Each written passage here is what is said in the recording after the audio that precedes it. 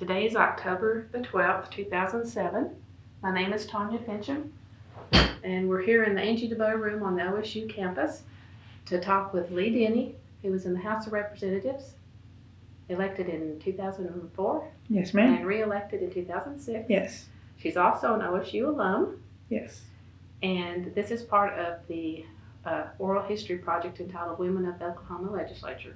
So thank you for joining us. It's my pleasure. Glad to be here. Okay, let's start by having you tell us a little bit about your childhood, where you were born. Okay. I was born in Cushing, Oklahoma in 1953. I had an older sister and a younger brother, and I kind of had a typical 1950s childhood. I had a stay-at-home mom and a dad in the insurance business, and I walked to school, not uphill both ways, about just a block and a half to a neighborhood school, and graduated from Cushing High School in 1971, and then came to OSU in fall of 1971, pursued a bachelor's degree in agricultural economics, graduated with that in 1976, and then received my DVM degree from Oklahoma State University in 1978. You've been here ever since, huh? Been here ever since. When did you develop an interest in politics? About 15 years ago, I had a good friend decide to run for this office when it became an open seat on a special election, and she needed someone to help her run her campaign, and had no experience whatsoever. But I told her I would sure help her any way I could, and kind of caught up in the fever of it all and enjoyed helping her. We were not successful. She was a Republican candidate. We were not successful in getting her elected to the House, but really developed an interest in possibly sometime pursuing this on my own after my children were raised. So that was my first taste. And then once you mention that you're interested in politics, they don't let you forget it. So about every 2 years, I'd receive a call. You ready to run? You ready to run? You ready to run? And finally, when it became an open seat in 2004, I decided to throw my hat in the ring. And who was your campaign manager? My campaign manager is Steve Crowder from Cushing, family friend. Did you have a particular strategy? You know, I'd heard so many people say, well, if I get elected, I promise to do this and promise to do that. And after a while, I looked around, I thought, if I do get elected, I'll be serving with 100 other people. And it's kind of hard to make promises based on the votes of 100 other people. So my strategy was just to say, I wanted to serve the people. I wanted to do the best job I could. And I would listen to the people of the district. I would be accessible to the people of the district. And so that was my strategy initially. I didn't really know what to run on, except I would have an open mind and a willingness to serve. Did you knock on every door? I knocked on a whole bunch of doors. You know, it'd be facetious to say I certainly knocked on all of them, but we did a very widespread campaign of door knocking in every precinct, and we tried to hit every door that we possibly could. We tried to target Republicans in the primary, and then we tried to target Republicans and Democrats in the general. Do you have a slogan? I did. It was kind of funny. It was Lee Denney. She's just like us. And of course, I had children in college at the time, and OSU was in my area. So when my kids' friends would get my flyers in the mail, they would call and say, "Well, your mom says she's just like us." And so the kids thought it was pretty humorous that here this 40-some-odd woman, actually 50-year-old woman, was trying to be just like them. So that was my slogan. I wanted people to think I was just an ordinary person wanting to serve in the government. No pretensions, nothing, just wanting to serve in the government. So that was kind of my tack to the thing. Did your kids help campaign? My kids did help campaign, very much so. They were willing to don shirts, and they would go with me to different events such as football games and fairs, and help pass out flyers. And of course, they were willing to be on my campaign literature too. So it was a whole family. And my husband really helped. I could not find a better person in the entire state to support me in this effort.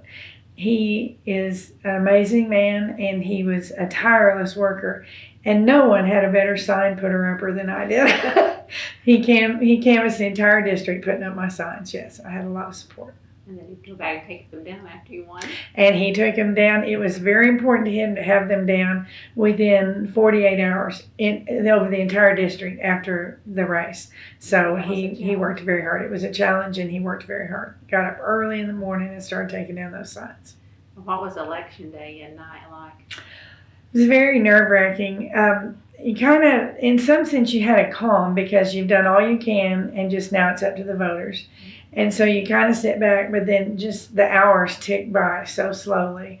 And then that last hour from 6 to 7, it goes by very slow because you're ready to go to different precincts and start picking up your tabulations. And then even though you start, you have a lead in some, because we started in Cushing picking up precinct numbers. And of course, I'm from Cushing. My opponents were not. You feel like you'll do well in your hometown. It's still very nerve-wracking as the numbers start being called in, because we sent people out to all precincts to pick up our numbers. And then, you're just relieved that it's over and elated that you were successful in winning. Could you tell if you had more women voters? Can't tell that. Don't know that. Don't know any way to do that because you vote anonymously. I guess you could. With computers now, you probably could go back and see in the election, the people who voted. You certainly can find that out, and because they have to sign when they vote. So you probably could go back, but I haven't done that. But that would be interesting. I need to do that. Curious to do that. That's a good point. Well, what about your day that you were sworn in? We're sworn in approximately 10 days after we're elected. November 15th is the day we're sworn in each year. And, I was like a schoolgirl. I know I was. Just, oh my gosh, what have I gotten myself into? But you're able to invite your family and any of your campaign workers, and the place is literally filled. The gallery is filled. There's no seats. And you're down on the floor, and you're put in your predecessor's seat at that point, where the person you replaced, and I replaced Dale Wells. So I was on the Democrat side. Which was fine. I'd like to think of myself a good moderate that leans to the right.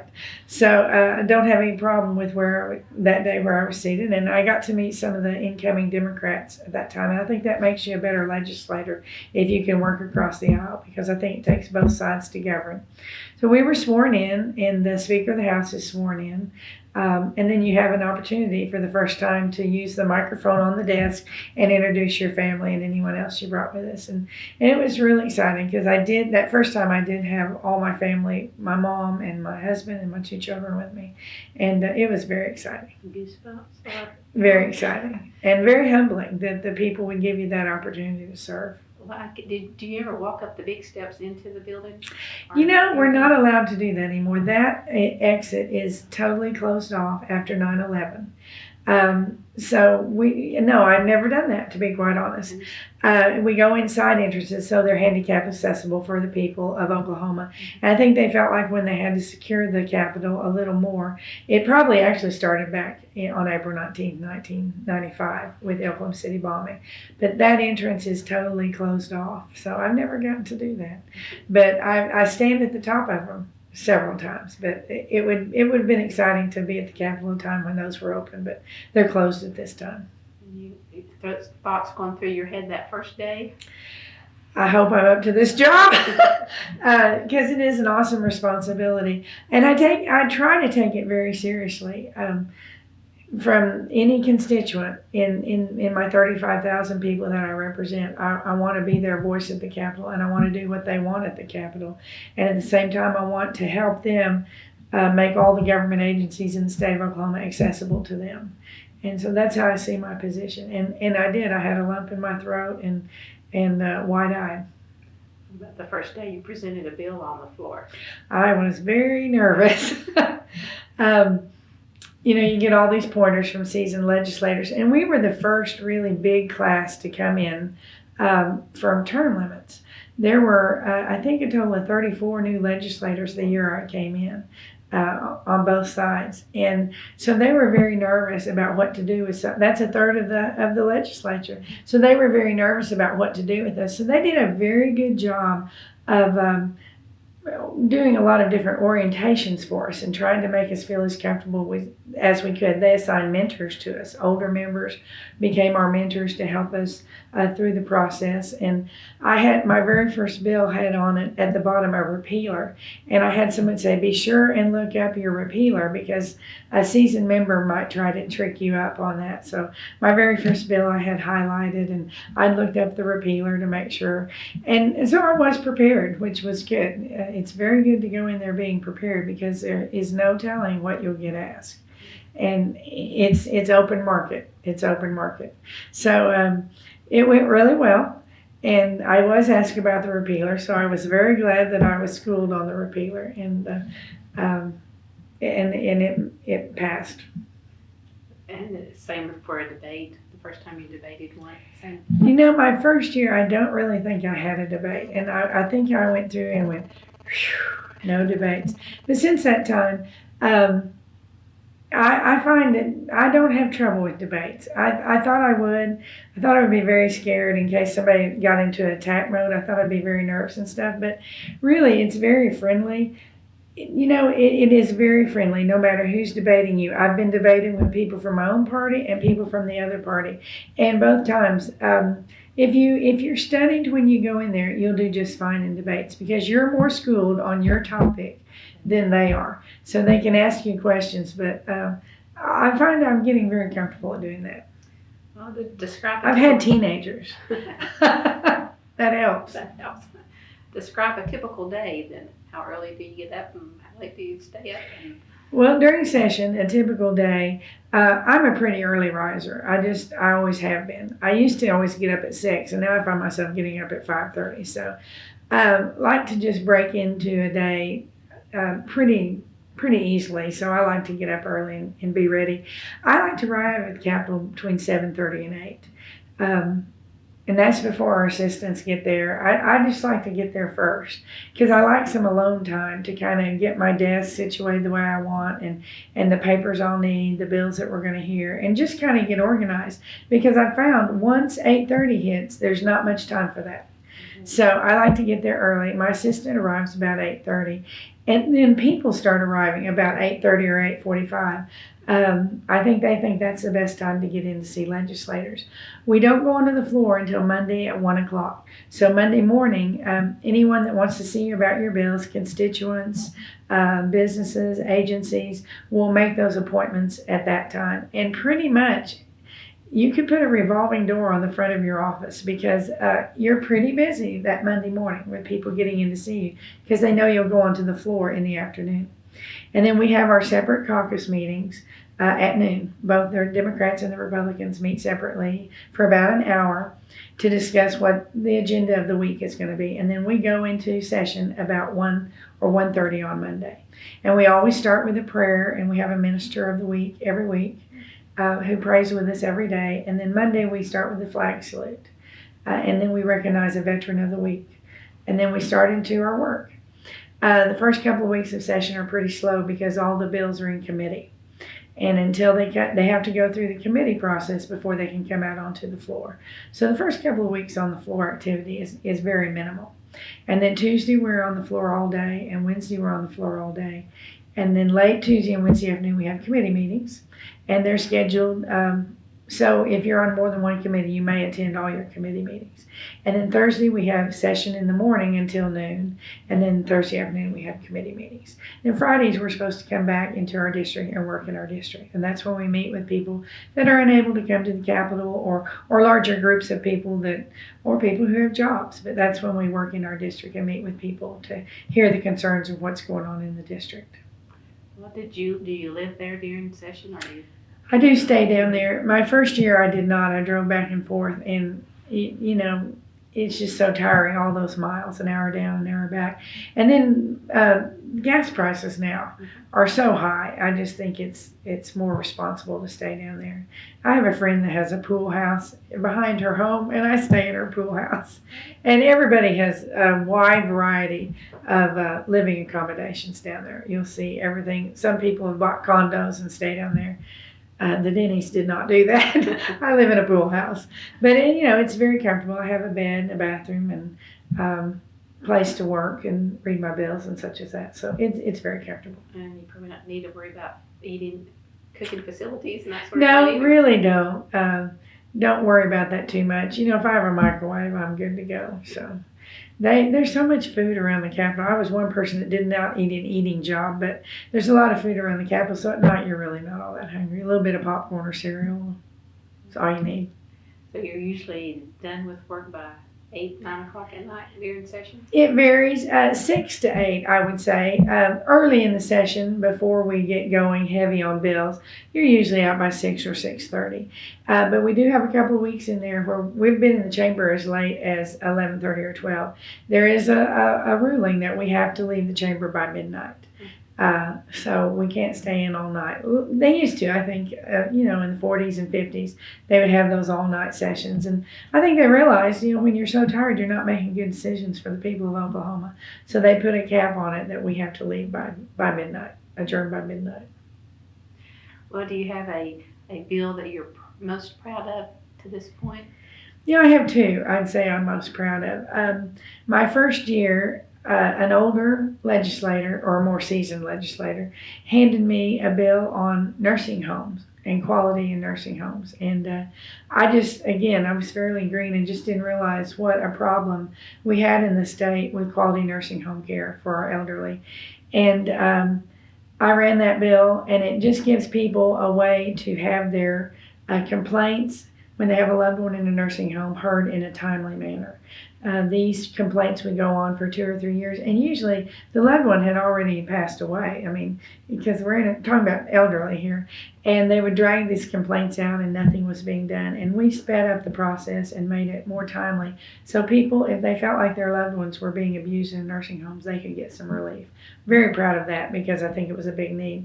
And then this past year, we did the legislation to start a RISE school here at Oklahoma State University. And I'm very excited about that.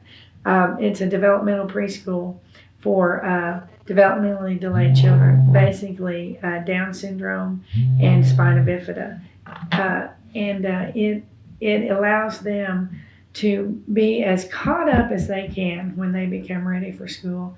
And I just think it's phenomenal that we will do something for this segment of the population and make them the most productive citizens they can be, instead of just sticking them away somewhere in some sort of institution. It gets underway this fall. Well, actually Monday, I believe October 15th is our first day, and I'm very excited about that. And an OSU Coach Gonzalez and his wife Mary and their little daughter Maya brought that to my attention, and I was very excited to work with them on that project. That's good. Any they're disappointed in that didn't get quite through? Yes, of course I am. I am a big fan of the Oklahoma School of Science and Mathematics sites at the regional centers. And I've worked a couple of times on trying to get a second year added for our rural kids so they can stay at home and yet get the beefed up curriculum at these regional centers. And we haven't gotten that done yet, but I'm not going to give up. I'm going to continue to work to try to improve those OSSM sites at the regional centers, at our career tech centers. I just think it's a great program. I think it's great for rural kids that want to stay active in their local FFA or local athletics or anything they want to stay active in their home high schools, and yet get the beefed up curriculum where the small schools don't have to hire the higher level science and math teachers. I think it's a win-win, and I'll continue to work to beef up those programs. About 8 more years to do that? I hope so. With the people of District 33 willing to send me back, that's sure my hope. Do you have a particular political philosophy? Well, again, I come down on the more conservative side, but I certainly can look at myself as what's called a centrist right. So I do believe in lower taxes for hardworking people, less government programs, make the government more responsible to the people, and do the best we can with their dollar. So I fall down on the conservative side there, and always protecting life. Do you have a mentor? Have you had one over besides just the one that you had once you got in, but prior to that? I certainly have. Couldn't do this without several mentors. Susan Winchester in the House, she's one of the ones that talked me into running, and she's mentored me all the way.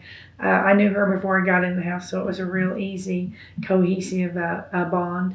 And then once I got there, Odelia Dank, who was in her last term, my first term, but she certainly mentored me um, in every possible way. We were a small caucus. We only had 12 women in our caucus. We did have a women's caucus, and now we only have 9. So we lost some women along the way. And then Lisa Billy from Purcell came in when I did, but certainly someone that we've bounced ideas and such as that off each other as we've gone down the way. My desk mate, Thad Bachman, mentored me a lot. Greg Pyatt from Ardmore mentored me. Speaker Todd Hyatt, he was only there my first term, but he was a fantastic mentor along the way. So I've had some good mentors. Well, where's your office? My office now is on the 4th floor, 436. Where was it before then? 335 on the 3rd floor. I didn't mind the 3rd floor office. I was right by a back staircase, so I could shoot up to the chamber. But it is nice being on the same floor as the chamber to pop in and out to see constituents, because we are able to be pulled off the floor if someone needs to see us, but we do need to shoot back in when it's time to vote. So I have a pretty good location right now. I understand they change We change every 2 years. We do. And boy, that is a mess. They're actually redoing some of the offices now. They haven't done them for, I think probably about 50 years. And we did have a hodgepodge of furnishings and stained carpet. And my first carpet sounded like it had bubble wrap underneath it when you walked across the floor. So they're trying to update the offices. So my assistant has packed up my office 3 times, this new office, for carpet and furniture and now painting, and now they're going to put new ceiling tile in. So he feels like he's a master packer. So it's a he. I do have a male assistant this year. Are there very many of those? You know, there's really starting to be, I think there's 5 or 6. Out of? Well, probably out of close to 100, not quite. There's a couple who share assistants. There's offices that share assistants. So close to 100. There's 5 or 6. He is a college student. My daughter asked me to interview him. He was graduating with a human resources, but a public relations degree. And he was unsure of what he wanted to do. And initially, about a 5-month job seemed to suit him pretty well. And he's done a good job, and he's been with me now right at a year, and he'll stay with me through this next session. He's thinking about law school now, so I'll probably lose him next summer, but he's been very good. So you may be a mentor yourself. Maybe. Hope so. I hope I'm rubbing off on him. We're good for each other. He's young, and young people are so good with technology. And I've actually had 3 fairly young assistants, and it's been amazing what they can do on that computer. So I have learned from them. I definitely have.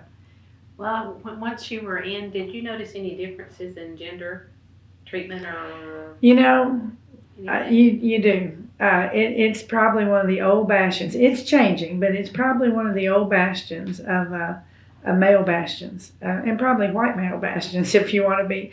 To me, it's like going to vet school back in the 70s. It kind of is. So I'm kind of used to that environment because that's the way I was schooled.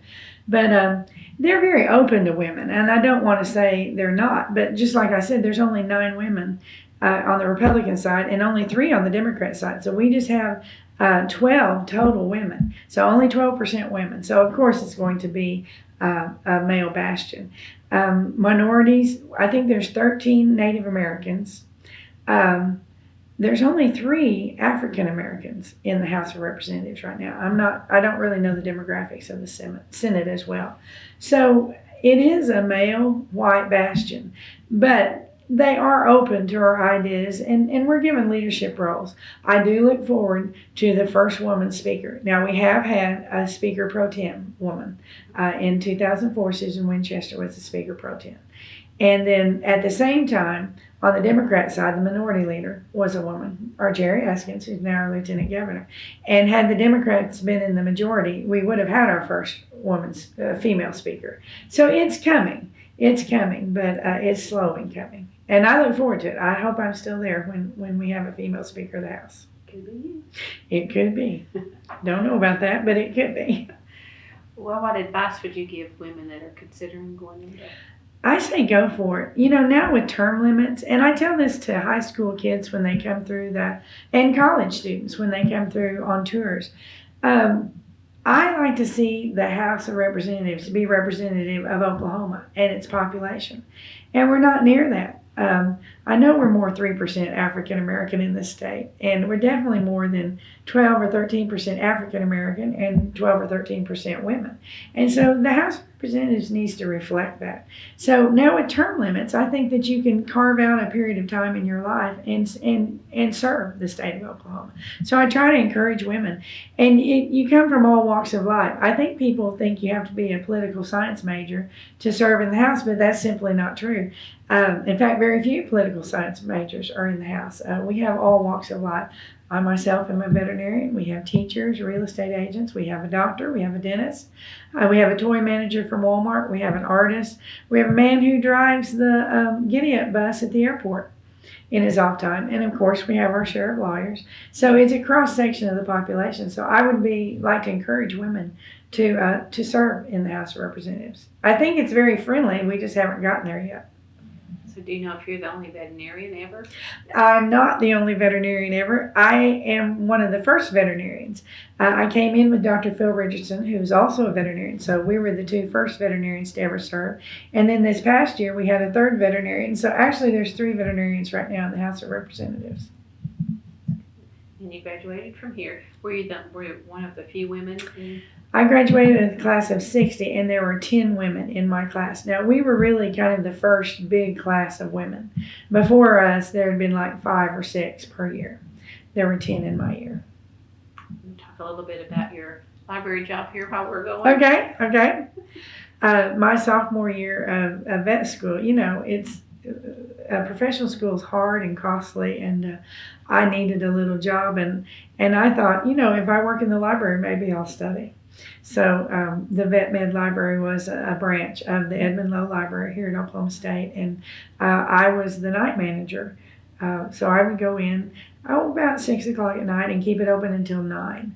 We kept it open later during finals week, but we would keep it open till 9. And it was just in a couple of classrooms, and it was very overcrowded. The shelves were just full to capacity with different items. So we'd have study carrels for students, and we had a couple of rooms where students could view slides for pathology and histopathology and prepare for tests such as that. And then there would be some limited, books that were out of date that professors wanted us to look at, or out of print. I shouldn't say out of date, out of print. So they would have 1 or 2 copies on the shelves that students could look at in the library but not check out. And of course, a lot of periodicals. What was current in veterinary medicine literature at the time was available, such as that. And did your theory work?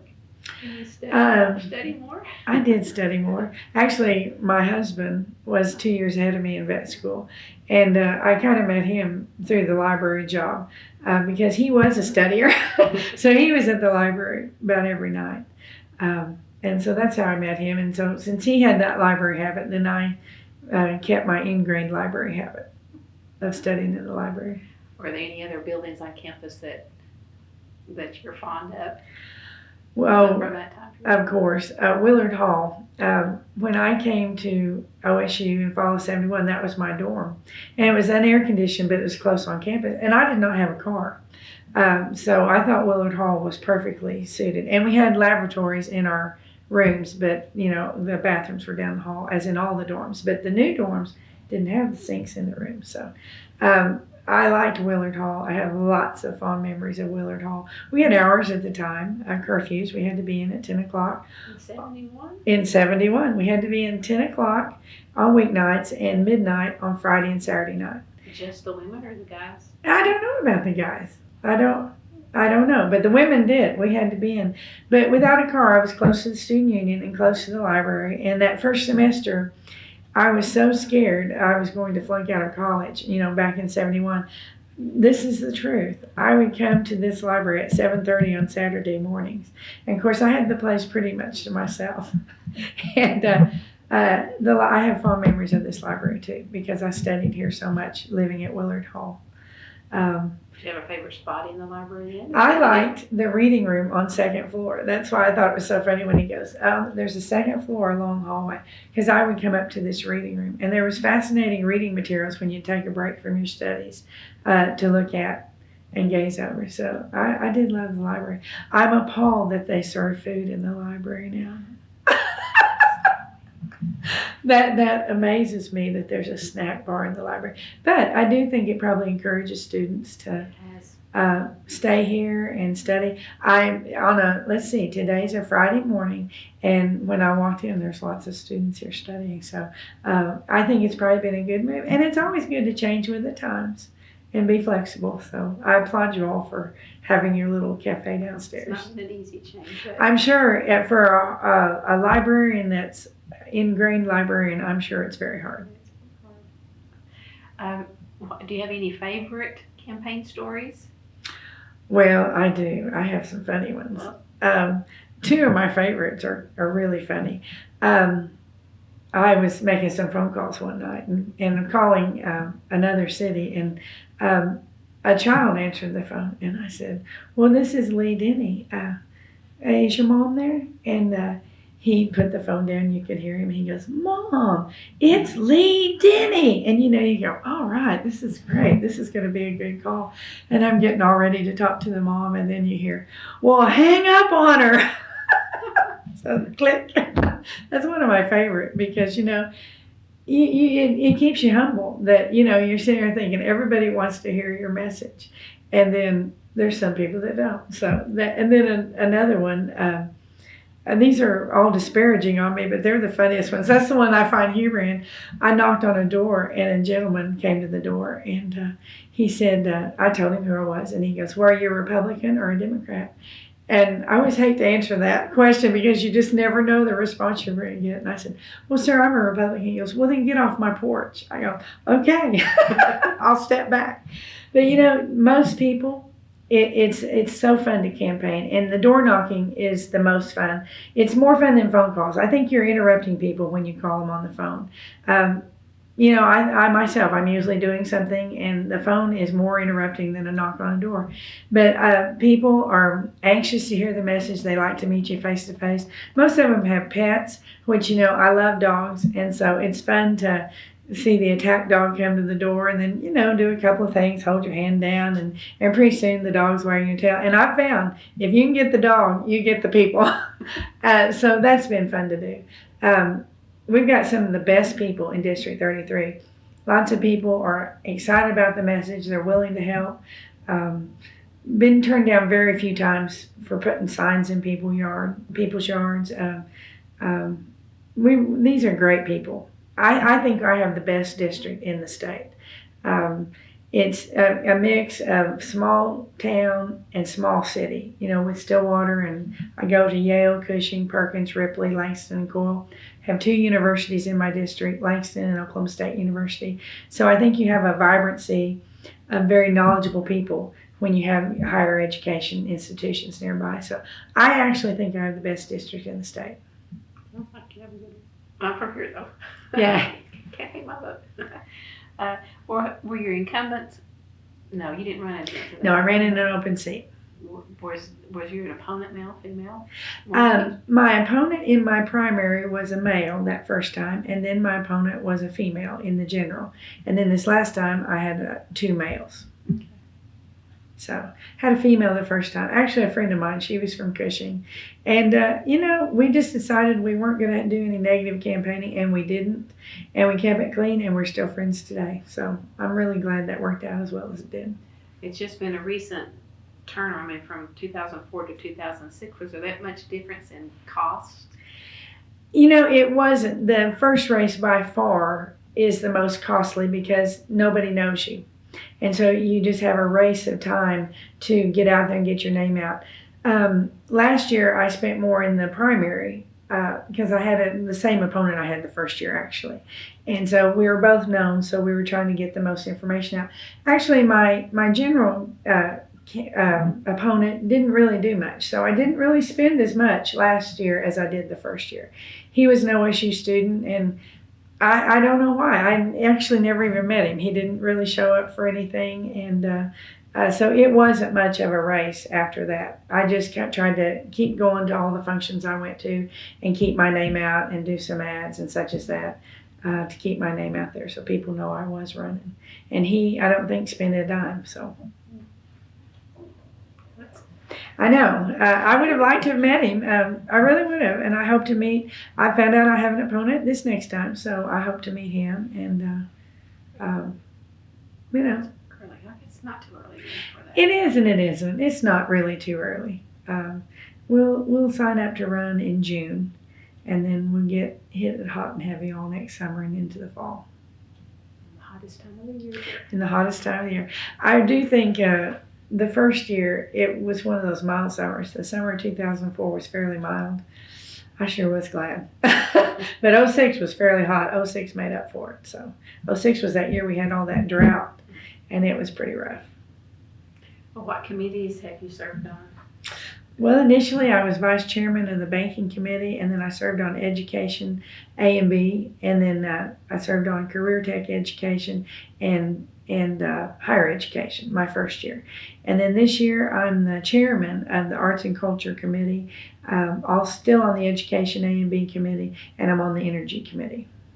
What is the chair? What some of the roles of the chair, just to keep the meeting running, or what? Yes, well, actually, any bills, right after all the bills are turned in December, then the Speaker of the House and his staff decide what committees those bills are assigned to. So as the chair, you receive the list of the bills that will be heard in your committee. So it's your responsibility to set up the hearings and let the members of the committee know when those committee meetings will be and what bills are being heard so they can come be prepared. And then, of course, run the meeting. And the chairman also can decide not to hear bills. Now, my committee is kind of one of the smaller committees, and so we heard all of our bills. But the Judicial Committee, they're hit with sometimes 1,000 bills. So they have to decide what will be heard and what will not be heard. So they, the bigger committees have a more responsibility. And I hope as I go on, of course, I'll give larger committee assignments. And the chair decides that? The chair of the committee can decide that. He can do it on his or her own, absolutely. Or he can have the vice chairman help him, or maybe even the committee, but it's up to that chair on what gets heard. You can delegate then. You can delegate. That's interesting too. You've also been the mayor and vice mayor. I have been the mayor of Cushing. I served on the city council and was the mayor and the vice mayor. That was very good training. Good training. Lead up to. Yeah, it does. It's amazing. You have your little household budget, then you move up to a small town or a town's budget, and those numbers seem huge. And then you move to the city, and now you talk about millions, and you go, well, it's just a million, So you kind of sometimes get complacent about those dollars, but you deal with just every time you deal with larger and larger amounts of money. Would you aspire to move forward to the Senate? Not at this time. I really like my district. The Senate seat is open this time, and I looked at it briefly. But Guthrie and Stillwater then become, I think, the major focal points of that district. And I really like the ruralness of my district. Plus, in the House, I think we're closer to the people, and that's real important to me, to stay close to the people. The senators end up being more remote. They have twice as many constituents, and they don't seem to be as accessible as we are. And I like being close to the people, so I think I'm going to stay with the House. Can you tell if any of your habits have changed? I go to the grocery store early. Oh man, have my habits changed? I don't think so. I've tried to be the same person I was. Are you able to do some of your veterinarian practice? I do a little bit of it. Since my husband and I have the clinic together, I can do a little bit on the side. When he's gone, work a couple of days here and there. What I mainly do for him is a lot of times he'll just get home and we'll have an emergency, and he's been there all day, so I'll go out to the clinic and see some of the emergencies. I saw a couple of emergencies this week. So that I'm able to keep in it. If we didn't have the practice together, I don't think I would be able to. This is a pretty full-time job. Your constituents have needs and wants. They want to meet with you, and so it keeps you pretty busy. Year-round, not just during session. Year-round, not just during session. After I'm out of office, I hope to educate the public about how busy this job is, because I think we take a lot of heat that it's just a part-time job. And actually, session clearly is a part-time job, but if you do this job right, you're busy year-round.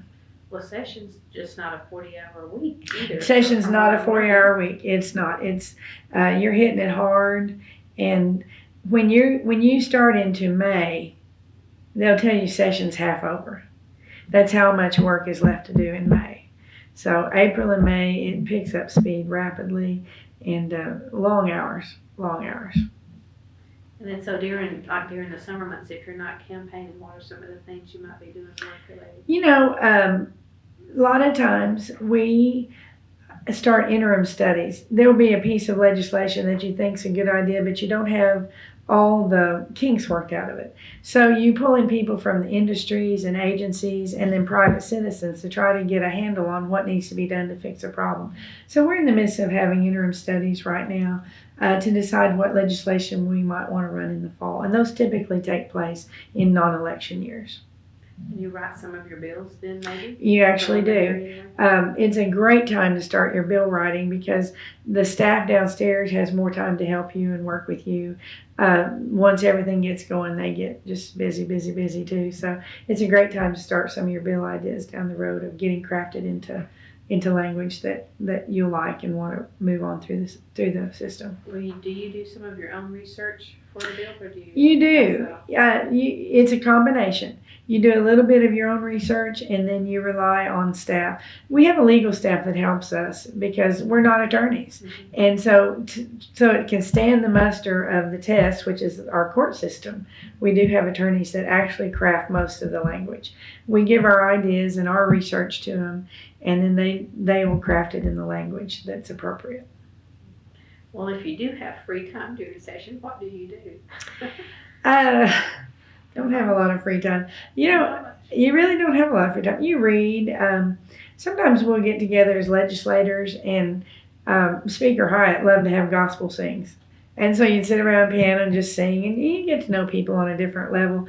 I think you get to build a trust level when you interact with your colleagues that way. So sometimes we'll go out to dinner together. I spend a lot of time in Barnes & Noble, because you can, and it's open late. People try to get to know you better.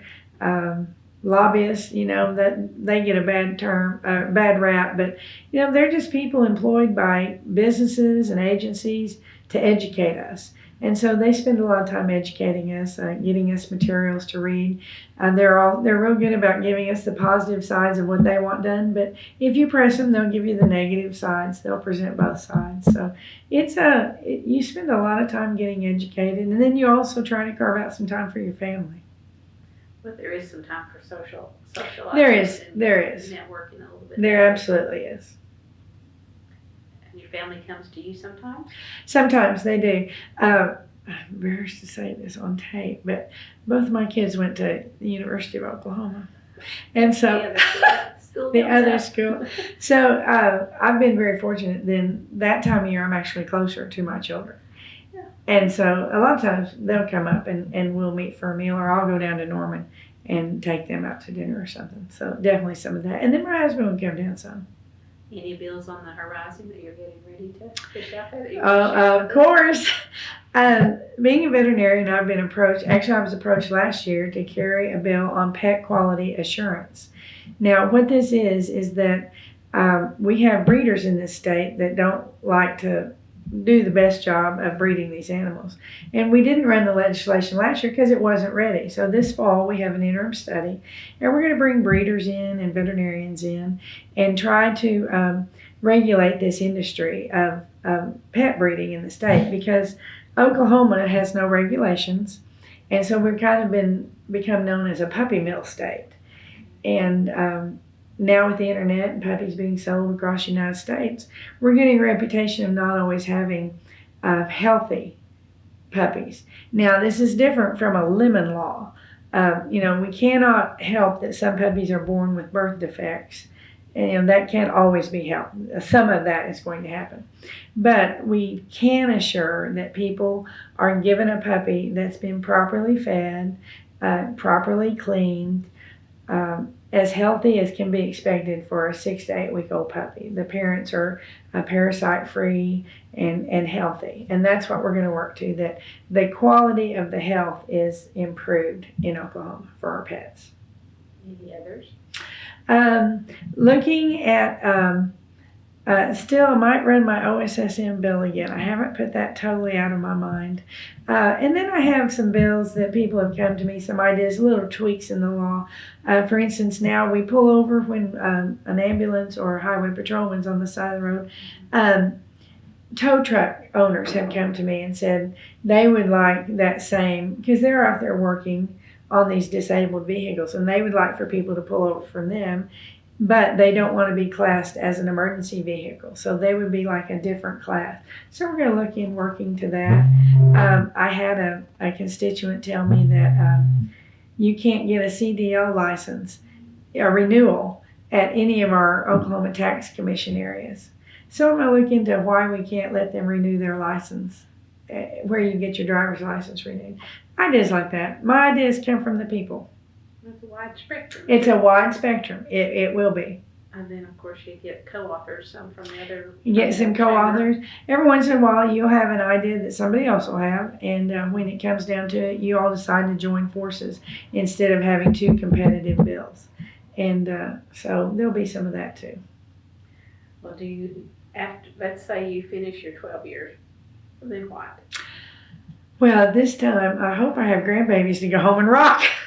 But, I don't know. I'm not going to close any doors. I really do enjoy this, and I don't know what the future holds, and I'm open to what the future may hold. I think we need more women in government. I really do. I think we have a definite place.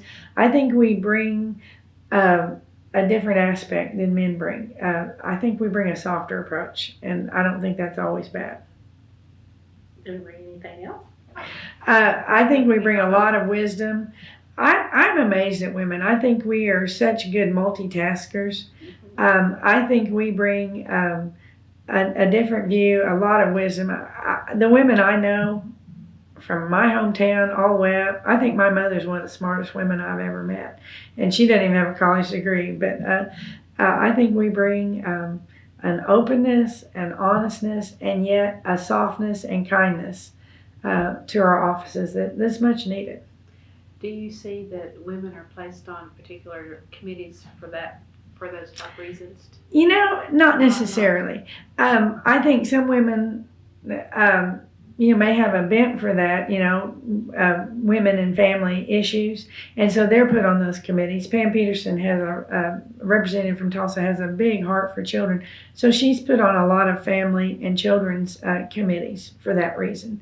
But then Marion Cooksey from Edmond is head of the Energy Committee. So you'll see all sorts, I think. Well, that's an improvement then. Yes, it is. And I think we should be valued for what we bring to the table from our intelligence side as well as our role as nurturers. I need to ask something I haven't thought of, huh? Anything else you want to? I've enjoyed this. You're very easy to visit with. I appreciate this. Well, I'm not sure what else to get into. We can get into OSU a little bit more, or being a woman in veterinary medicine is interesting too from this standpoint. And that's not so rare anymore.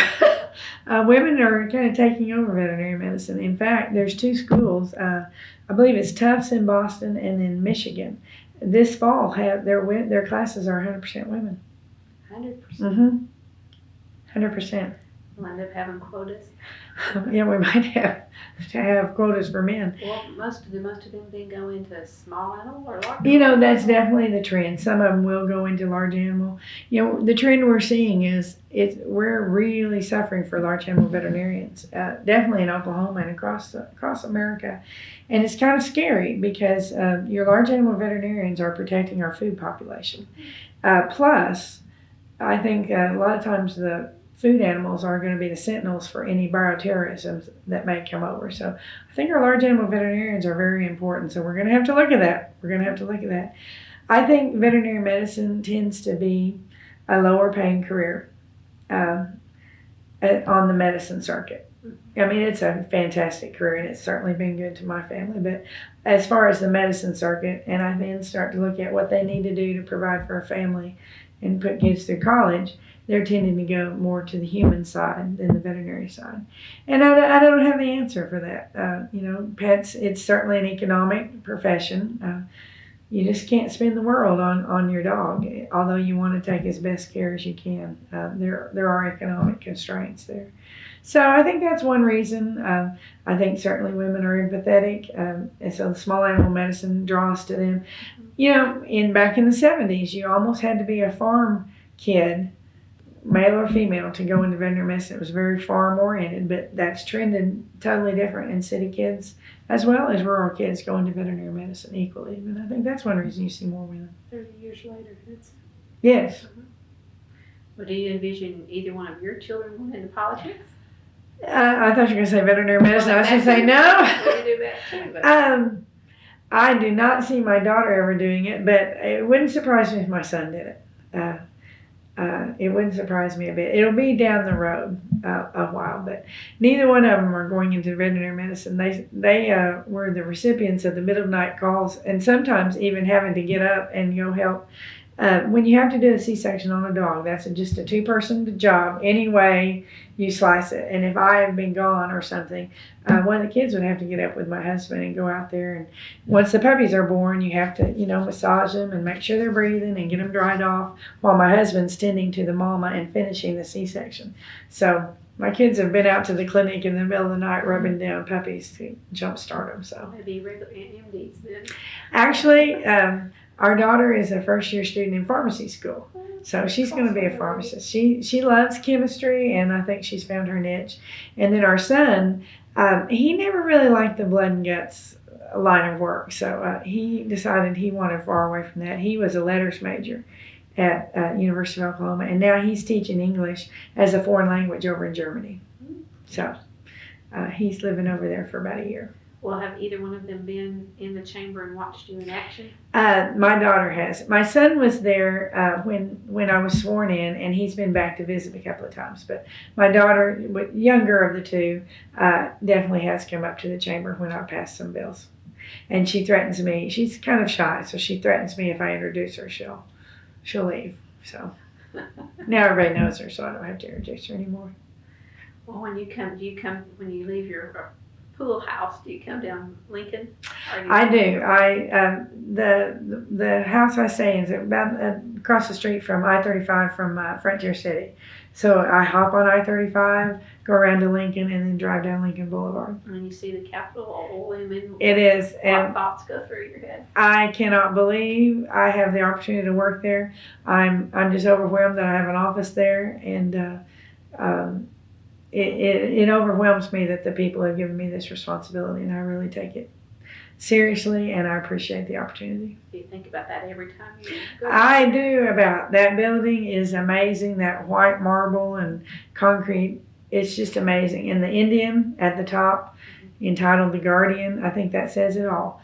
We are the guardian of the people, the taxpayers of Oklahoma, and we need to think about that every time we go in there, that the taxpayers of Oklahoma are entrusting us to make the best decisions possible when we're there.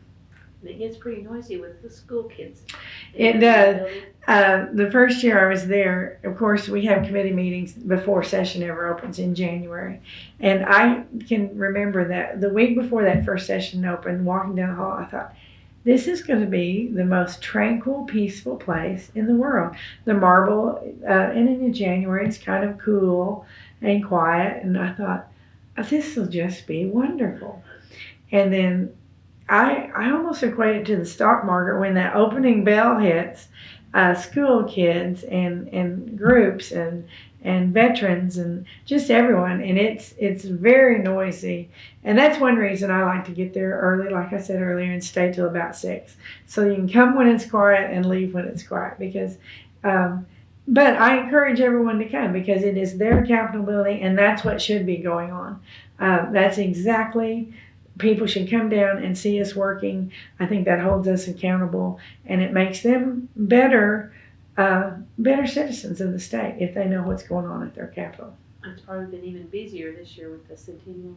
It has been busy. Even in the fall, I noticed lots of groups down there.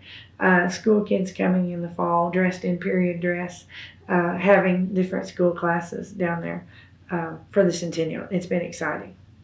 Do you get to go out and speak to some groups?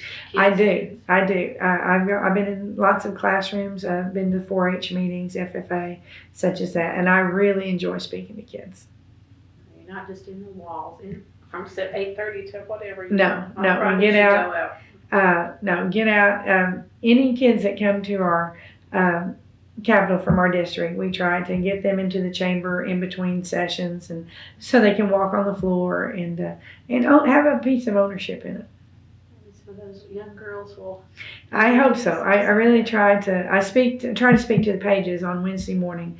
Any representative that wants to can speak to the pages about 7:30 in the morning. So I try to get there and encourage the women to run, to take that little 12-year niche out of their lives and spend it at the Capitol. So in high school, were you even remotely interested in? No, not at all. Not at all. My favorite subjects, of course, were math and science. And at that time, I actually wanted to go to pharmacy school. I had no use for English or history or those boring subjects. My father loves history, and he would drag us to every museum in the state, so I thought, don't want any history, don't care about government.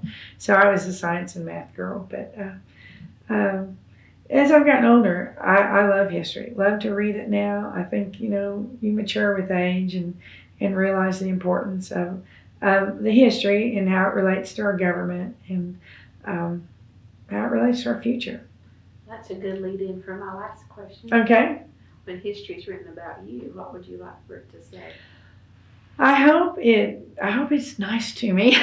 I hope it remembers me as someone that was a servant to the people, someone that was open-minded, willing to listen to any ideas, and not necessarily act on all of them, but be open-minded enough to know that I don't have all the answers, and that the people in the district can sure be a help. So I hope it judges me as someone that was compassionate, conservative, and for the people.